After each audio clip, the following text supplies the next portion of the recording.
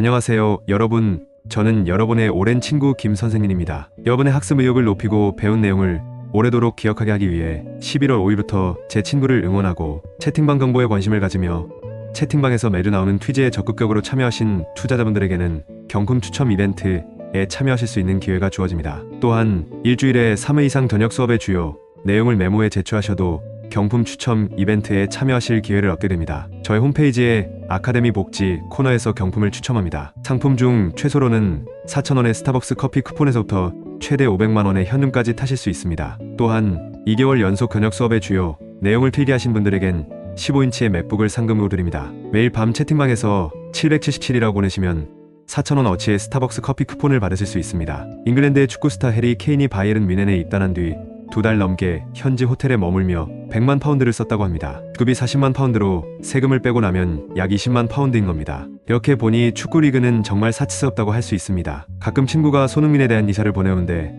저는 축구는 잘 안 보고 대부분 명장면만 모아보는데 축구와 주식시장은 공격과 수비가 있다는 측면에서 보면 많은 면에서 비슷하다는 생각이 들곤 합니다. 주가의 바닥은 골키퍼와 같고 장기적인 성장 가치는 미드필더와 수비수 같으며 시장의 정서 주기는 전방의 공격수와 같다 할 수 있습니다. 그렇다면 주식은 손실이 얼마나 될까요?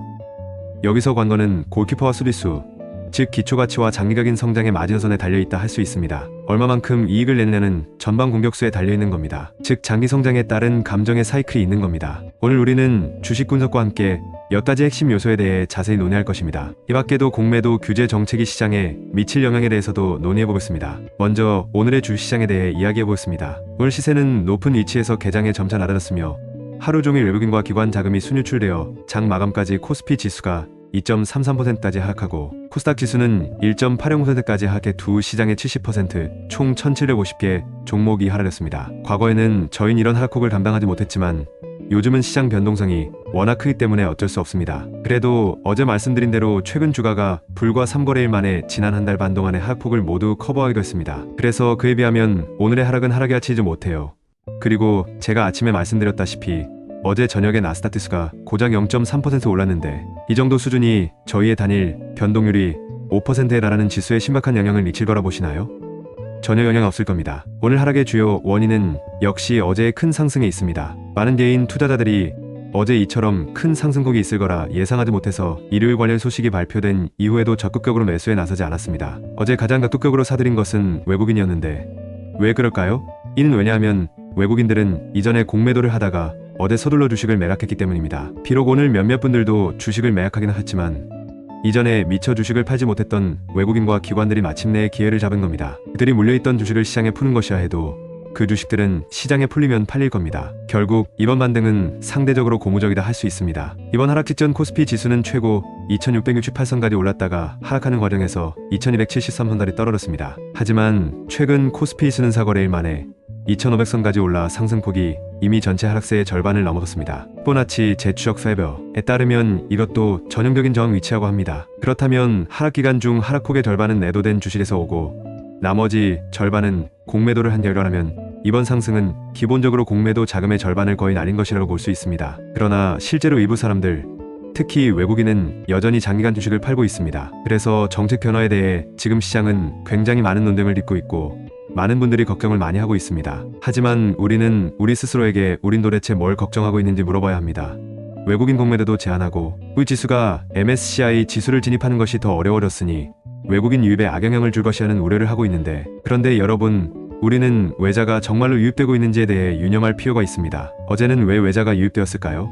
그동안 공매도 포지션을 유지하던 이들이 지금 기존의 공매도 자금을 팔고 있기 때문입니다. 외자 유입에 대해 우리는 너무 많은 기대를 해서는 안 됩니다. 어떤 이유에서든 우리가 지수에 들어와 신규 외자를 유치하게 됐다면 이는 다른 외국인에게는 장을 벗어날 기회를 주는 것이나 마찬가지인 겁니다. 오늘날의 외국인과 기관처럼 말입니다. 현재 외국인은 우리 증시의 시가총액을 인정하지 않기 때문에 어떤 이슈를 들어가도 주식 가격이 바뀌지 않습니다. 설령 여러분이 가격을 떠받쳐 크게 오른다고 해도 외국인과 기관은 이를 기회로 보고 팔기만 할 것입니다. 따라서 우리는 반드시 정세를 똑똑히 봐야 합니다. 공매도 규제는 우리 증시뿐 아니라 아시아 증시 전체에 영향을 미치고 있어 유럽과 미국 자금은 이를 인정하지 않고 미친듯이 빠져나오고 있습니다. 지금 우리의 모습은 마치 다른 사람이 이미 우리의 몸에 칼을 꽂았는데 그 사람이 우리에게 사탕을 안 줄까봐 걱정하는 아주 유치한 생각을 하고 있는 겁니다. 그렇다면 공매도 규제의 본질은 무엇일까요? 이것은 외자가 계속해서 우리 개인 투자자의 몸에 칼을 꽂지 않게 하기 위한 것입니다. 상반기 내내 증시가 올랐고 외국인들은 한동안 장세를 붙잡지 못하다가 하반기부터 전 세계 증시가 하락하기 시작하자 외국인은 불법 복매도로 우리를 해치고 원래 그들의 소유인 것처럼 돈을 벌어왔습니다. 사실 이 돈들은 그들과는 전혀 상관이 없는 돈임에도 말이죠. 따라서 우리는 외자가 이런 불법 행위들을 시장에서 하지 못하도록 단호히 애투쳐야 하며 적어도 그들에게 언제든 개미 투자자들을 해칠 수 있는 충분한 도구를 쥐어주지 말아야 합니다. 이번 주에는 데이터 이벤트가 비교적 적지만 일부 중요한 부분이 있기도 한데 이에 대해서도 이전에 이미 많은 분석을 해놨습니다. 오늘 밤 새벽 3시에 미국 3년 만기 국채가 경매로 나오며 이와 함께 새로운 금리가 나올 전망입니다. 이는 미국 채권 수익률에 큰 영향을 미치고 미국 주식에 영향을 미치며 나아가 우리나라 주식시장에까지 영향을 미칠 것으로 보입니다. 내일 저녁에는 콜린 파월 미연준 의장의 연설과 10년 만기 미 국채 경매될 예정입니다. 현재 전체적으로 이 몇 가지 펀더멘털은 적어도 악재라 할 수 없으며 얼마나 호재로 작용할지에 대해선 미국 주식의 변동폭에 달려있다 할 수 있습니다. 상승폭이 크면 내일 모레 우리 주시장에서 비교적 큰 역할을 할 것이고 상승폭이 작으면 오늘처럼 시장 금융에는 별다른 영향을 미치지 않을 것입니다. 그리고 향후 일정 기간 동안 우린 두 가지 문제에 관심을 기울일 것입니다. 우선 오늘과 내일 올랐다가 하향 조정된 후 계속 더 오를까요? 제 현재 예측은 빠른 변동을 보인 이후 시장은 보통 횡보하며 요동치는 시기에 진입한다는 겁니다. 횡보하며 요동치는 동안 자본은 점차 균형을 이룰 것이며 이론적으로 다시 상승할 것입니다. 코스피 지수는 약 2550선, 나스닥 지수는 약 880선으로 예상하고 있으며 이는 이미 우리가 일찍이 제시한 목표입니다. 시간적으로 며칠의 요동치는 기간을 거친 후 다시 오를 수도 있습니다. 만약 시장에 새로운 변화가 있다면 제가 제때 여러분에게 공유해드리겠습니다. 섹터 부분에서 오늘의 하락은 어제의 큰 상승폭을 연변한 것이니 섹터가 뚜렷하게 갈라진 않았습니다. 화장품, 항공, 우주, 방사능료 등 일부 섹터만 올랐고 나머지는 하락했습니다. 섹터는 상승하긴 했지만 그중 대부분의 종목은 하락했습니다. 어떤 종목은 놀라울 정도의 하락세를 보였고 또 어떤 종목들은 전혀 하락하지 않았는데 우리가 보유한 주식 몇 개는 오늘 사상 최고치를 찍었습니다. 이처럼 주가가 안정적인 주식은 하나하나가 매우 소중하다 할 수 있습니다. 우리는 이 주식들을 소중히 여겨 앞으로 다가올 기회를 또 잡아야 할 겁니다. 그래서 우린 농심, 하나마이크론, 주성엔지니어링, 클리오 등 몇 개의 주식에 중점을 둘 것입니다. 이 주식들은 큰 폭의 하락 없이 이전 고점 부근을 유지한 것이 특징이며 전체 시장이 하락하다가도 다소 흔들린 모습만 보이고 있어 특히 주목할 만합니다. 하나하나씩 분석해보면 오늘 하나마이크론은 계속 최고치를 찍고 있는데 저희의 실투자율이 적어도 절반 정도가 되었습니다. 현재의 전략은 이윤이 더 나도록 하는 겁니다. 절대 이를 제한해서는 안 됩니다. 주식을 살 때 현재 가격이 너무 높다고 여기거나 다른 문제가 있다고 해서 시장의 실수를 찾으려고 하지 마세요. 만약 우리에게 시장의 사각지대를 찾아내 시장에 어떤 문제가 아직 드러나지 않았는지 볼 수 있는 능력이 있다면 그래도 됩니다. 하지만 다른 사람들도 이미 알아버린 일에 대해선 쉽게 그 일을 시장의 실수라 여기지 마세요. 왜냐하면 이 시장에 있는 사람들 중 멍청한 사람은 한 명도 없기 때문입니다. 주가 상승 과정에서 우리는 지속적으로 손절 포인트를 조정할 수 있습니다. 예를 들어 오늘 주가가 이미 33,100선까지 올랐는데 이때 우리는 손절 포인트를 오늘의 최저점 아래쪽인 35,50선 아래에 둘 수 있습니다. 현재 우리는 35,100선에 손절 포인트를 둔 상태입니다. 만약 내일 시장이 이 포인트를 뚫지 않으면 계속 고요할 수 있고 만약 뚫리게 되면 단기적인 주가 흐름이 상승해서 하향 조정으로 전환될 수 있다는 의미일 수 있으니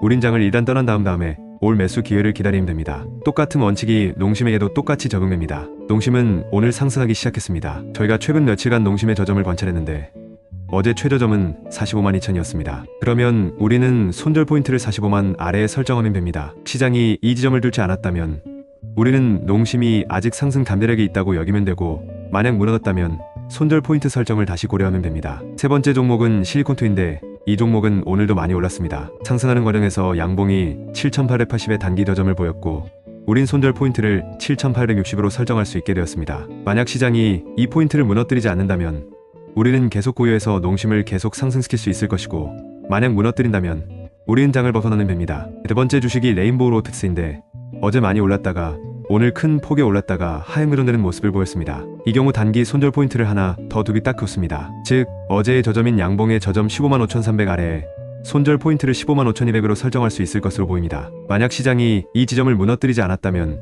우리는 계속 고요할 수 있을 것이고 만약 무너뜨렸다면 우리는 잠시 향해서 나와 향후에 있을 매수 기회를 기다리면 됩니다. 우리는 일찍이 8월 말에 이 주식을 14만 정도에 했습니다. 최근에 우리는 10월 20일에서 11월 2일 사이에 이 주식을 각각 13만 12만 5천 그리고 마지막으로 14만 8천에 했습니다. 그래서 가격이 정말 이 이치까지 떨어지면 저희가 잠시 시장을 벗어나도 큰 문제가 없을 겁니다. 그 후 다음 시세가 오르면 그때 다시 사드리면 됩니다. 여러분 모두 이 이치를 차트에 표시해주세요. 저도 계속 시세 흐름을 지켜보다가 적당한 기회가 오면 여러분께 바로 알려드리겠습니다. 이런 방식으로 우리는 이미 기술적, 정서적 관점에서 이 주식들을 사전에 분석했습니다. 여러분, 우리가 장을 벗어나거나 일부 주식을 매도한다고 해서 우리가 이 주식들을 포기한 것은 아니며 그 주식은 잠시 일시적인 하향 조정의 단계에 있는 것일 수도 있다는 점을 유의하시기 바랍니다. 그 다음 시장에서 충분한 상승 분위기와 기회를 만들어냈을 때 우린 계속해서 매수할 것입니다. 오늘 중점적으로 분석해야 할 두 개의 주식이 있습니다. 하나는 LS ELCTRIC이고 하나는 클리오입니다. 이 두 주식은 제가 개인적으로 특별히 관심을 갖고 있는 주식입니다. 하나는 하락을 많이 해 이미 가치 투자 구간에 진입한 것으로 보이며 또 다른 하나는 상승을 많이 해 앞으로 더 좋은 시장 정서를 가지고 올 수 있을 것으로 보입니다. 우리의 주식의 가격 책정 공식을 통해 이 두 주식을 분석하고자 합니다. 분석하기 전에 먼저 주식의 가격 책정 원칙에 대한 몇 가지 고려 사항에 대해 이야기해 보겠습니다. 한 회사의 시가총액은 얼마여야 할까요? 아니면 주가가 얼마여야 할까요?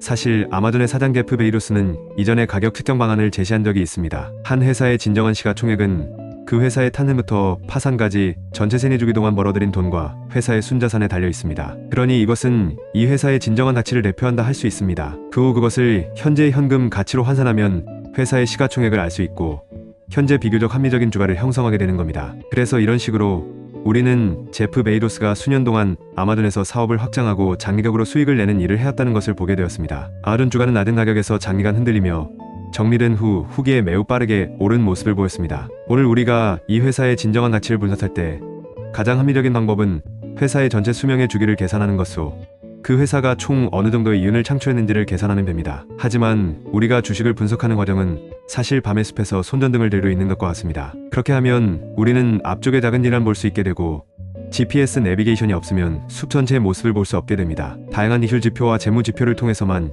일정 기간 내에 가능한 한 합리적으로 평가할 수 있는 겁니다. 더 많은 경우 우리는 일반적으로 상장회사와 균등한 위치에 있지 못합니다. 상장회사는 우리가 통제할 수 없는 많은 일을 할 때가 많고 우리에겐 상대방을 컨트롤할 수단도 없습니다. 따라서 여러분이 실제로 얼마나 많은 돈을 벌 수 있을지는 상장사 경영진의 능력과 의지에 달려있는 경우가 많습니다. 주가가 너무 많이 올라 상장사가 평생 회사 전체 시가총액만큼의 돈을 벌지 못할 것이라고 생각된다면 경영진은 투자자의 이익을 해치는 일을 하곤 합니다. 따라서 이러한 모든 고려사항을 종합해 주식에 따라 현재 지식면에서 나와있는 주식 가격 책정 공식을 설정해야 합니다. 주식가격, 기초가치, 장기성장 경서주기. 이 공식에서 처음 두 부분, 즉 기초가치와 장기성장은 주식의 내적 가치를 나타내며 현재 우리가 중점적으로 논의하고 있는 내용입니다. 정서주기는 외부의 영향을 나타냅니다. 예를 들어 투자자의 자신감, 투자자의 기대감, 시장 자금이 충분한지, 이 업종이 가장 핫한 업종인지, 어떤 주요 세력들이 있는지, 기관, 외국인 또는 개인 투자자가 이 주식을 사는지, 우리에게 어떤 새로운 정보를 줄 수 있는지 등이 있습니다. 우리는 종종 좋은 회를 보곤 하지만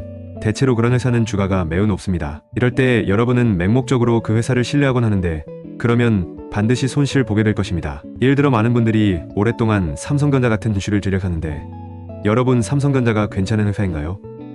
확실히 좋은 회사이긴 합니다. 하지만 그만큼 삼성전자의 주식도 매우 비쌉니다. 브랜드 프리미엄은 사실상 시장의 정서 사이클에 의해 결정되는데 많은 분들이 삼성전자라는 회사의 독과점과 실적에 대한 장기적인 전망을 현재 주가에 반영하고 있습니다. 가격 책정이 주식의 실질적인 가치를 반영했을 수는 있지만 단기적으로는 시장 경서를 통해 이익을 얻는 것이기 때문에 이 시점에서 사실 우리는 장기 이윤을 낼 여지가 많지 않습니다. 하지만 일부 종목은 하락세가 심해서 오히려 어느 정도는 유리할 수도 있습니다. 예를 들어 LS ELCTRIC는 21년 전부터 그 실적이 성장하고 있었고 올해 들어 실적 증가 속도가 더 가팔라졌습니다. 지난 2분기까지 사상 최대 실적을 올렸고 3분기에도 시장의 전망에 따르면 매출이 계속 늘어날 것으로 보인다고 합니다. 내년에도 시장은 더욱 상승할 것으로 예상하고 있기 때문에 이 회사의 시장 전망은 매우 높은 상승입니다. 회사의 자산 레버리지 비율은 높지 않아 약 2배 수준으로, 즉 총자산이 2원인 것이고 부채 1원을 빼면 나머지 1원은 순자산인 겁니다. 성장, 장기 실적, 자산 건전성 측면에서 문제가 없다는 점도 올해 상승 요인으로 꼽힙니다. 하지만 LS ELCTRIC는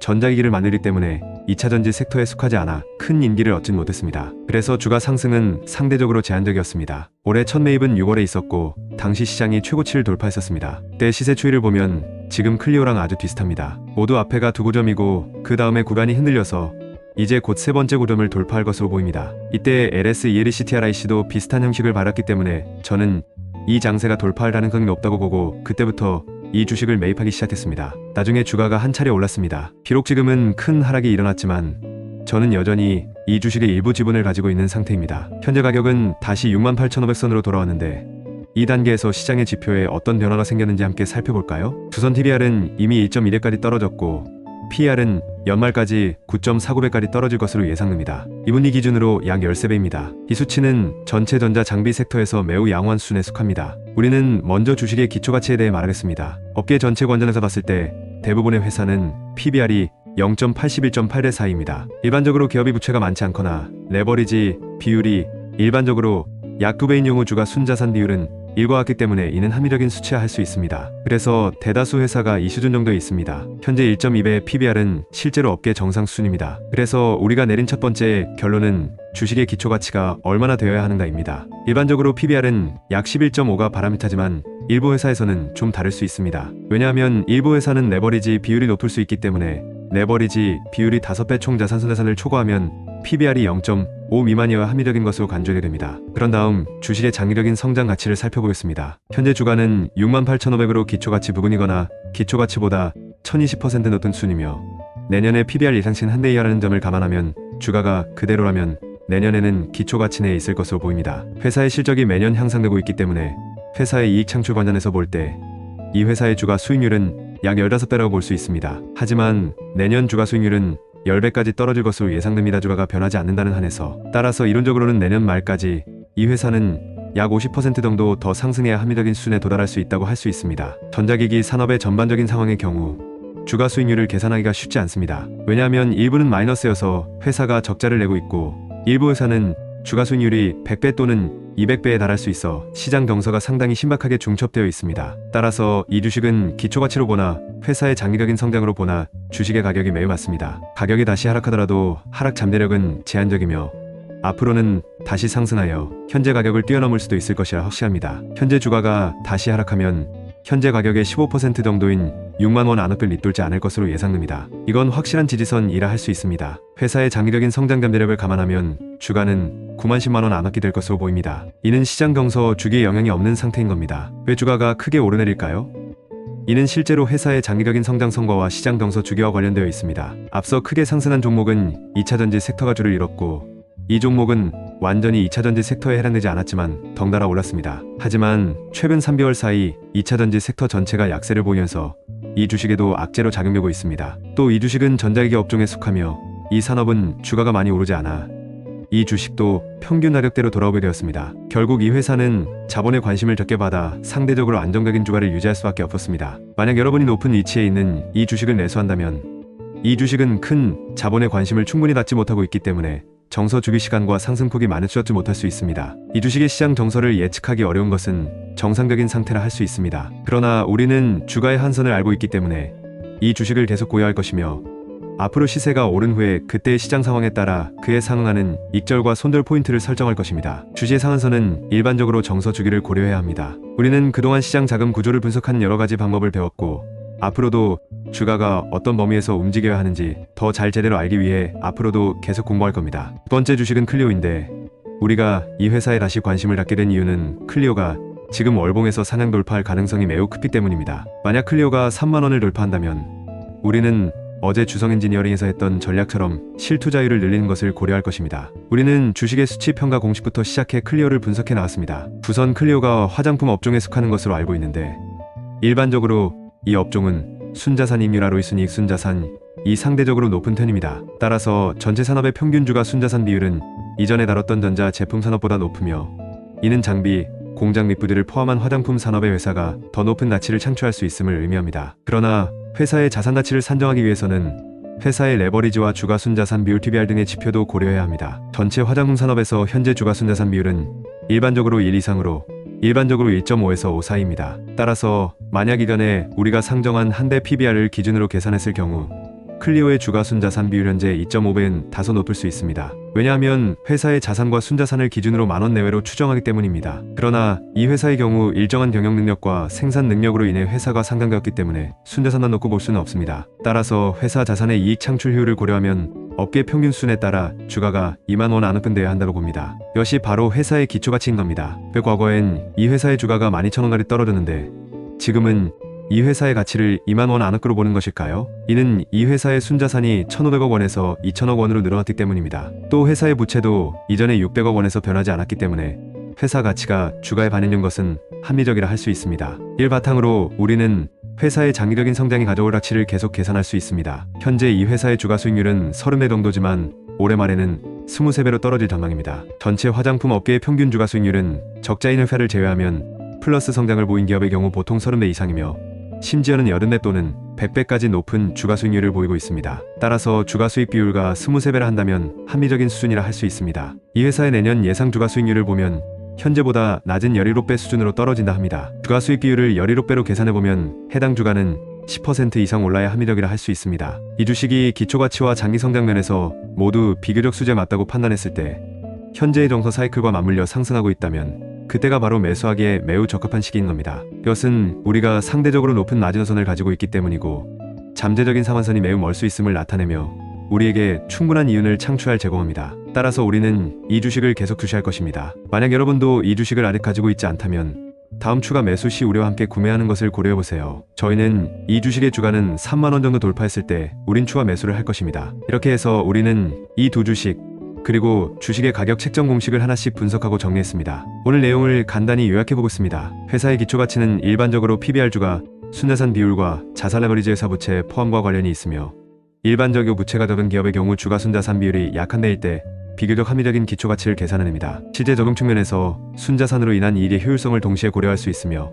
따라서 일부 산업의 경우 일보다 높은 PBR도 합리적이라고 봅니다. 나아가 올해 말, 내년, 내후년 주가 변동 없이 PBR 등의 지표를 고려해 장기적인 성장 가치를 더한 새로운 기초가치를 도출할 계획입니다. 또 회사의 성장 속도와 다른 재무지표에 따라 합리적인 TR 주가 순수익 비율 지표를 최종적으로 설정해보다 합리적인 주가를 얻을 수도 있을 겁니다. 이를 바탕으로 회사의 현재 주가 흐름을 더 고려해 시장 정서에 따라 매수 저가 매수 비매수 등을 선택할 수도 있습니다. 이 부분에 관한 내용은 나중에 자세히 설명해드리겠습니다. 따라서 이 두 주식은 서로 다른 특성을 가지고 있지만 모두 비교적 합리적인 가격에 속합니다. 우리는 LS ELECTRIC는 현재 계속 보유하기로 결정했으며 클리오는 추가 매수할 수도 있습니다. 여러분, 이 부분 제대로 이해되셨나요? 마지막으로 오늘 공유한 내용을 요약해보겠습니다. 우선 오늘 시세가 하락한 이유 너무 빨리 오른 것과 정책에 대한 저의 태도를 분석해 다음 시세에 대한 전망 우선 하향 교정되고 흔들린 다음 상승할 것을 예측했습니다. 그런 다음 우리는 현재 몇 개의 주식에 손절 포인트를 설정했는지를 공유했으며